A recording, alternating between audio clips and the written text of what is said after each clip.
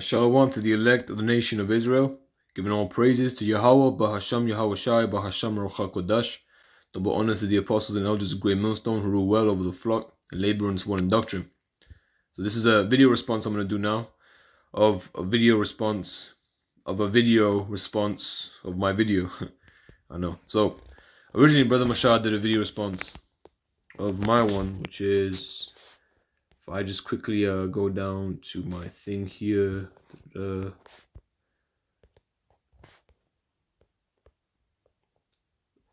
is it at? Oh, there it is. Okay, it's right there. I was looking for the right. So Edward, Prince of Wales, surnamed the Black Prince. So in this video, I show the statue that we have in Yorkshire, where there is a picture, a statue, sorry, of this individual called Prince Edward, right? And he's known as the Black Prince. But the Mashah did a response, and I actually mentioned I had a feeling he was going to do a response anyway. I put in the video that he's going to do a response, and he did one, but the audio wasn't there, so he's doing it again. So now I'll do a response to this response, and I'll get some scriptures involved because it's a good one. So now he's looking at Wikipedia. It says Edward the Black Prince, right? And we're going to see why he's called the Black Prince. The third, and his mother, as you can see here, Philippa of Hainault, or however you pronounce that. Now we're on his mother's Wikipedia page, and even that, even them features there, they look right. Oh shit. a bit, however you pronounce that. You notice that the features are very different than that of a so-called Edomite. Sorry, an Edomite. Typically speaking, of course, Edomites could look like Jakes, but I mean, their nation typically looks like the so-called white man. So really what I'm trying to say is she may have the color, skin of a so-called white man, but we look at the features, it looks like a so-called black person. Mother's Wikipedia page, and even that, even them features there, right, they look a bit standard Jacobite. And that's meant to be the Black Prince's parents. And we'll look into, we'll search Philippa of Hainault, Lord willing, in a bit. Right, so skip down a bit to the childhood section. And now it says there's a pre... Right, now this is where it gets very interesting as well. So this is very clear on why it's known as the Black Prince. A prologue. And it says that this historian Ian Mortimer says that this is actually an account of her older sister Margaret. And that's the source on that claims that. Right, the older sister, Margaret, and this is Philippa's older sister. Philippa being the mother. Now this is source number 11. So if you scroll down all the way to the bottom, people will say, yeah, but his Wikipedia article can be edited. If we can find, I believe it's source 11. There's the original document written in Norman French. And I'm not going to read all that, but you can read it. It's on screen. We're going to read what this man here had to say about the Black Prince's mother. Right, the Black Prince. So the lady whom we saw has not uncomely hair, but twixt blue, black, and brown. Her face narrows between the eyes, and its lower part is more narrow than her forehead. Her eyes are blackish brown and deep. Her nose is fairly smooth and even, save that it is somewhat broad at the tip and flattened. So broad at the tip and flattened, as a so-called black person's nose would be. Not particularly very outward protruding, typically speaking. It would be very flat and wide. And yeah, he has no stub nose. Her lips are full, especially the lower lip. Lips are full, right? And, you know, again, these are very typical features of a so-called black person. Okay, and it's, you know, in fact, right now, as you read, it seems that if you were to hear these features without, you know, knowing the person, if let's say, I don't know, say you're you're playing a game, you're just describing features of a person, and the person is, you know, trying to guess it within like 10 features. Already we're starting to notice that the features resemble of a so-called black person. So that sounds like a sister. Okay, and not to say that every single Israelite woman is going to have those features. Right, that's what I'm saying, typically speaking. Single Israelite is going to have quote-unquote negroid features. But it's of a truth that some of our people, or a lot of our people, are of that, and it's just a matter of truth. It says her lips are full, especially the lower lip. Her lower teeth project a little beyond the upper, yet this is but little seen. All her body is well set and unmaimed, and naught is amiss so far as a man may see. Moreover, she is brown of skin all over, much. So she's brown of skin all over. Whereas Esau is brown all over like a hairy garment.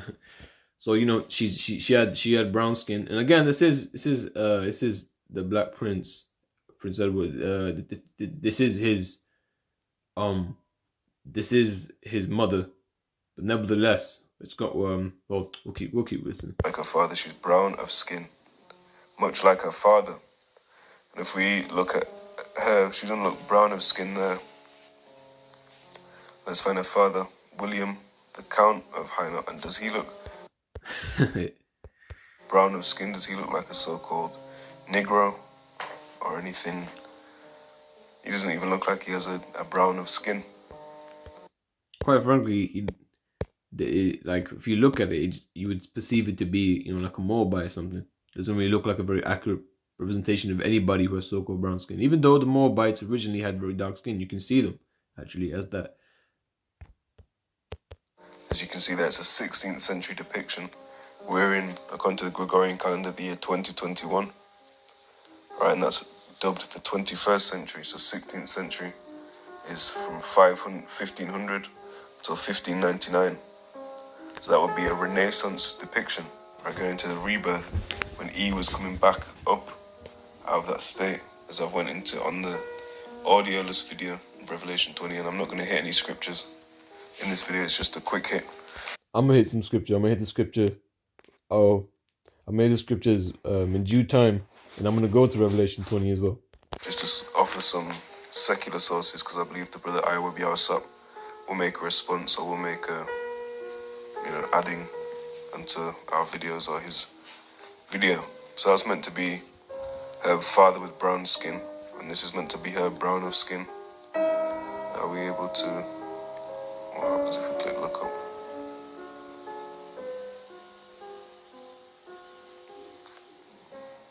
Search web. Now I want to look on images. And does this look like a woman brown of skin?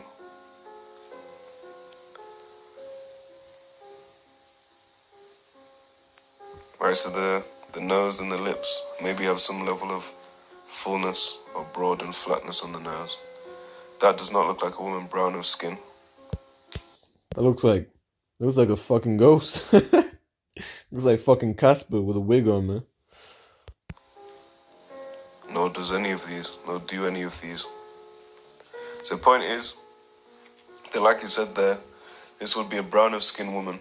This is meant to be the mother of the Black Prince. Now, why would he be called the Black Prince? His brown of skin mother. And you can see how the depiction is of his mother. So what happened there? And if you go into the memoirs of John Mackey, if I just search that up.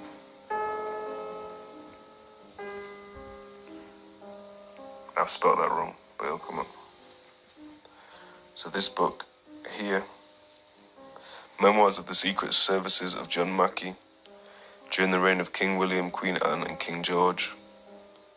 I believe this is from the 1700s. I'll probably say the year on here if I click.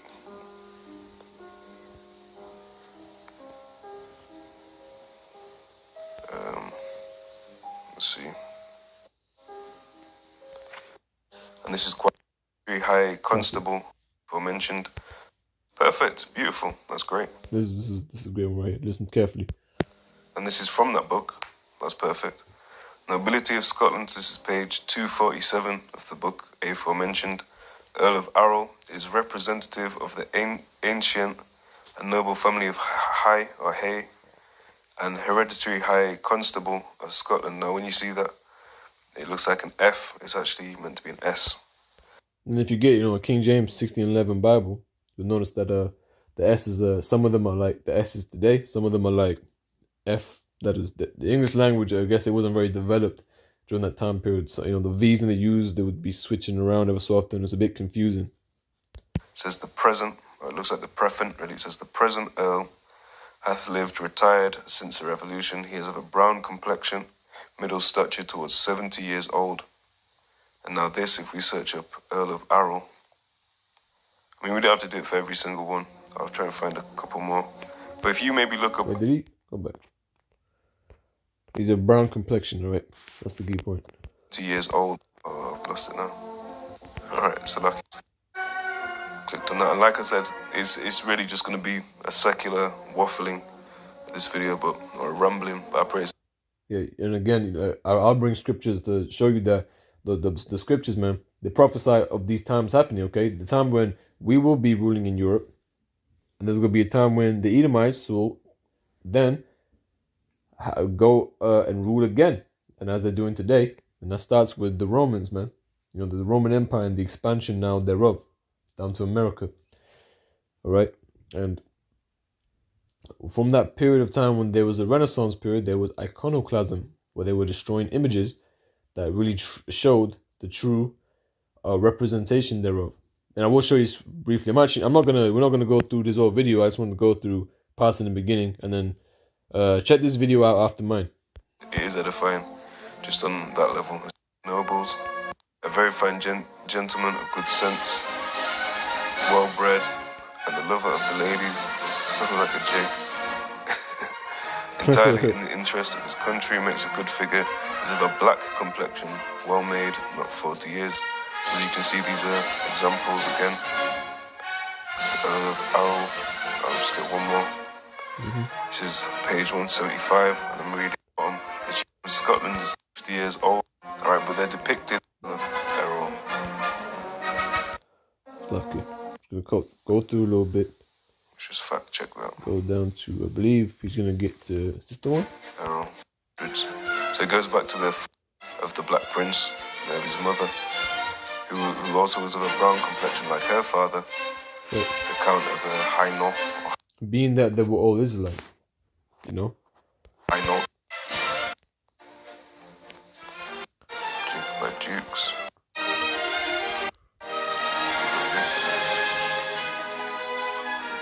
We'll go later. Scriptures. This bears witness to. There you go. So, sorry for lack of structure in this video. Just kind of reading through it. Now, this is what, again, the Renaissance period is now. What he's going to get into now. And then I'll bring the scriptures out. Okay. Very interesting. Now this says, the art is perfect. Look at that. Look at that. Look at the era that this came out. 1655. What would that be? The 17th century. If we put Renaissance in here, this is perfect, man. Although this isn't scriptures, this bears witness to the scriptures. The modern Ahyawab Yawasap will go into that. The brother Ahyawab will go into that about, well, Revelation 20. So Renaissance, so it's from the 14th to the 17th century. Now what's 1600s known as 17th century? Renaissance art, alright, coming back. The birth of Venus. Renaissance verbatim, it means rebirth. So after being in that deadest state, that lowest state, he rose back up and started painting himself. And laid open the book of the law, just like they did in the time of Greeks, not that this is the law. Laid open the books of the nobles and painted himself in there. Let's have a look at these. Not that guy, looks like a short fro is on there. So even in the Renaissance art, they did keep the hair somewhat, well, not there. But none of these look like men of brown complexion. Let's see what else we can get. Now the point is, it's not in the 1700s when the Black Prince lived, but the point was there was a descendant of someone that lived around that time that was known of a brown complexion. And it's just really proving that brown, so-called brown people, or peoples of a brown complexion, a black complexion, lived around that time and lived in these areas, sorry, not around that time, lived in these areas regardless of the time.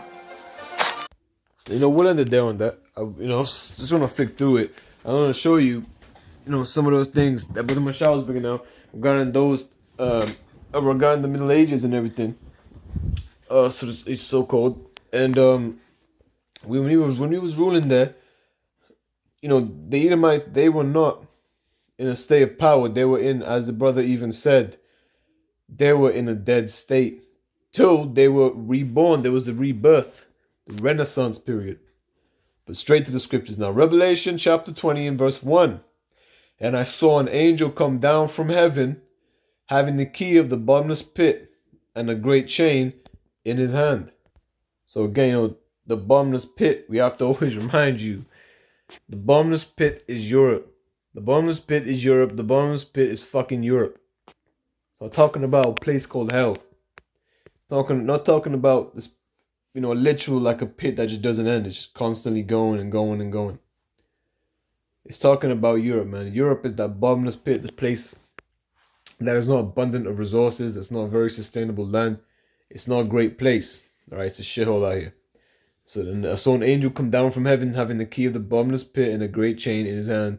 And you know, the angel, I believe this is talking about Yahawashi having that key. You know, and he's now locked them. He's made them bound in the bottomless pit because they're not going to be ruling. Verse 2: when he laid hold on the dragon, okay, the dracon, that old serpent, which is the devil, the deceiver, and Satan, Shaitan, the adversary, and bound him 1,000 years. 1,000 years was Esau Edom under the rulership of the Israelites, who was in Europe, because Israel were those individuals ruling, such as the so-called Black Prince. Okay, it's very difficult for somebody to acknowledge this, you know, without scriptures as well. And even more if it's not for you, when you read the scriptures, it's going to be worse for you. But the scriptures, when understanding is given to the elect, it's even more clear for you to understand. Yeah, man, you know, around that time period, you know, if they were likened unto swarthy people of dark complexion, that's already very interesting. Then we talk about those being the Slavs, you know, the Slavs, those European Slav nations, they were those at the bottom. Those are the lower class individuals. Verse 3, and cast him into the bottomless pit. All right, now Esau Edom, Satan, the devil, all right, the deceiver of the earth, he was in the bottomless pit. He was in Europe, and shut him up and set a seal upon him. He was sealed. He was closed. He couldn't do nothing. That you should deceive the nations no more. Now the deception was not brought forth to the earth because he was bound. Now don't get me wrong, we were going off in that time period, but we were not going off like Esau wants us to go off. So the 1,000 years should be fulfilled. And after the 1,000 years, man, okay, that's when the Renaissance period happened. And after that, he must be loosed a little season. That's right. And this is that season right now. This is that season where he's been ruling. He's been reigning. And again, what does Renaissance mean? It means rebirth. This is from etymology. Renaissance, the noun meaning great period of revival of classical-based art and learning in Europe that began in the 14th century. Isn't that interesting? Classical-based art. You know, art for their pictures, their images they had. You know, their image, okay, which means a piece is set it up and looks, okay, how about that actually? A representation that looks like a personal thing. And this goes directly, okay, the old French image, an image, a likeness, a figure. Basically, an image means something that resembles, a resemblance. They're trying to make a resemblance they're making a resemblance of their own selves, okay? They're changing the images. They're destroying the images thereof. Will iconoclasm be here? But let's go to the word icon also means the same thing, icon. And when you look at the word image in the Holy Scriptures, the Greek word there is this word icon, and it means likeness, image, portrait. Like how Yahawashi is the image of the Most High power, the invisible power, as it reads in Colossians 1:15 verbatim. He's the image, he's the likeness, the resemblance, the representation of the Heavenly Father. Now, they are now taking the images, the representations of who was ruling in that time period, these so-called white people, these Edomites, these devils, and they're changing it to their images of so-called white people. And that's a lie. They're lying, man. Okay? And we're going to, again, just go straight to the point. The word Renaissance literally rebirth. Because it's the rebirth of Esau's kingdom. It's he's now born again. He's got that life in him. He's no longer bound. He's now been let loose. And this is still that time, that season. and he practiced iconoclasm. Is it going to be it? It is here. There you go. 1797, in reference to an act of breaking or destroying idols figuratively from 1858 in reference to beliefs, cherished institutions. Now, again, it's not really referring to idols in this manner. It's just talking about images. Iconoclasm. It's that images, in this world, by the other nations, they will all use images for idol's sake, They would have images they'd bow down to. Iconoclast, breaker, destroyer of images. That's basically what it means. You're destroying images. That's what they did. They practiced iconoclasm at the time, during the Renaissance period, and they lied, and they changed up the images. Okay? And that's exactly why these images today, they don't look like how it is. This is like the basic one, King James. You could look at the engraving of King James. It don't look like a so-called white man, but the paintings do, because they would destroy images and they would whitewash them to deceive the world. Because remember, the devil it means deceiver, man. Okay, just like it said in Revelation 20, where it said, and he laid hold on the dragon, that old serpent, which is the devil and Satan, and bound him 1,000 years. The adversary of Yahawah is a devil, is a fucking deceiver, man. And he's very good at being the deceiver. The Most High has given him a lot of power, man. The word there is diabolos. All right, slanderous, accusing falsely. Basically a damn liar, man. A false accuser, a slanderer. All these words come again. It all comes back to the word diabolos. And that's exactly what these devils are, man. They're devils. They're fucking liars. This book, right now, this book is talking about us, our people, who look like so-called black people inherently. But they will then whitewash the images so we can't associate this book with us and our people based on the images being corrupt and being destroyed and them lying, them blaspheming. And of course, the history of our people during the Middle Ages period, they're liars, they're whitewashing it, and they're confusing everybody. It's all about confusion. They want to bring that confusion. Cool. What it does, when people are confused, they come in like a serpent. Oh, so long, it's okay, we have the solution. And then people believe them and fall into their trap. Revelation 13, and we're going to go straight to verse... I want to start verse 1. And I stood upon the sand of the sea and saw a beast rise up out of the sea, having 7 heads and 10 horns. And this beast is Rome. Just like in Daniel 7. All right, 7 heads and 10 horns. The 7 heads going to NATO, the North Atlantic Treaty Organization, and the 10 horns going to EU, because Rome expanded its empire, and they're all basically kingdoms that are giving all their reverence to the image of Rome, which is the image, the icon, the likeness, the resemblance of Rome, which is the beast. Because that's basically the doctrines, the philosophies of Rome that they're perpetuating thereof. And it says, and upon his head the name of blasphemy. Why? Because fucking blasphemers, man. And the beast which I saw was like unto a leopard, and his feet were as the feet of a bear, and his mouth as the mouth of a lion. And the dragon gave him his power and his seat and great authority. Now, I'm going to go into the former thing of that verse, because it will go into a different topic. And the dragon gave him his power and his seat and great authority. Now, this is the key point. This right here, again, the great authority right now is on this earth is actually Esau, Edom. It's because they're those people, man. These damn the old serpent, these damn demons, these dracons. They're the ones right now that have got that seat of authority. Okay, and Rome is now has that authority because Esau, Edom is ruling it now because of the rebirth. Now watch this, verse 3. And I saw one of his heads as it were wounded to death. One of the heads, right? Because Rome was wounded, man. Esau wasn't ruling for a time period, all right, and his deadly wound was healed. And that's the time period now when the Esau Edom had his power again in Rome, right? The wound was healed, right? Because the Renaissance happened after the 1,000 years were finished. When Satan was bound, when he was unbound, guess what he did? He came and he deceived the nations once again. And all the world wondered after the beast, right? And they worshipped the dragon, which gave power unto the beast, and they worshipped the beast, saying, "Who was like unto the beast? Who was able to make war with him? Who was able to make war with Rome, man? Look at his power. Look at the EU, man. Who's gonna go against the EU? Who can stop America?" Okay. So this is that time period, man. Because Esau Edom, he's been deceiving people with iconoclasm to make us really believe that we weren't those rulers in those time periods, but we really were. There's many images out there that you can see where they depict so-called dark-skinned individuals as people pertaining to the scriptures. Wait, the Ladder of Divine Ascent of St. John Climaker's Museum of Russian Icons. Okay, Russian icons, there's many of them that show that. Okay, but this video really was meant to be long anyway. This is really it. There's many more you can search. Even if you just type in books pertaining to iconoclasm, you can find a bunch of stuff. There's many books that you'll see where they show you that some of these images too, they'll have so-called white people faces Okay, but their fingers will be dark because it's very clear they whitewashed the images. Okay. But Lord willing, this video was edifying. I'm going to give all praises to Yahawah, bahasham, Yahawashi, bahasham, Rauha Kodash. Double honors to the apostles and elders of Great Millstone who rule well over the flock and labor in his word and doctrine. Shalom wa barakat lahabachayar yasharala, meaning peace and blessings to the elect of Israel. Mawat la baba. Shalom.